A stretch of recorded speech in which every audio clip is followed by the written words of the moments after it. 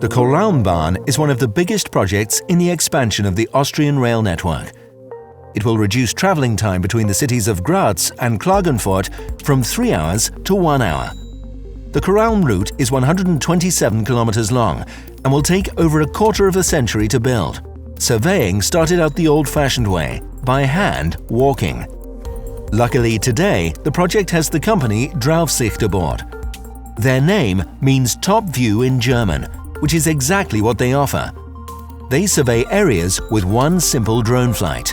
Wir machen Luftbildaufnahmen, werten die fotogrammetrisch aus und erzeugen ein 3D-Modell des Ganzen. In diesem 3D-Modell erreichen wir Genauigkeiten einer Auflösung von 2 cm ungefähr, 2,5 cm. Mit dieser Auflösung kann man dann schon einiges anfangen. Der spezielle Vorteil auch am Sirius ist der, dass er RTK verwendet. RTK ist ein eigenes Korrektursystem. Mit diesem Korrektursystem schafft man es, GPS-Daten zu vergenauern.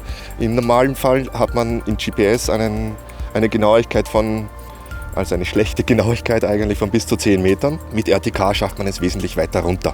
Der zweite riesengroße Vorteil im RTK liegt darin, dass bei den anschließenden Post-Processing-Arbeiten, sprich die Verarbeitung der Bilder, keine Passpunkte in den Bildern gesucht werden müssen. Normalerweise würde man so vorgehen, dass man, wenn man Passpunkte hat, diese in dem Foto sucht und einen Marker setzt. Wenn ich jetzt ein großes Projekt habe, und da rede ich jetzt von 4000 Fotos oder irgend sowas, dann wäre das schon sehr viel Aufwand. Draufsicht seemingly speeds up the survey process. The detailed reports that are needed for the construction of the Koralm route are being produced real-time by the drone. And they don't even need ground control points to show the drone's camera where to look. That saves the surveyor a lot of walking on these 127 kilometers.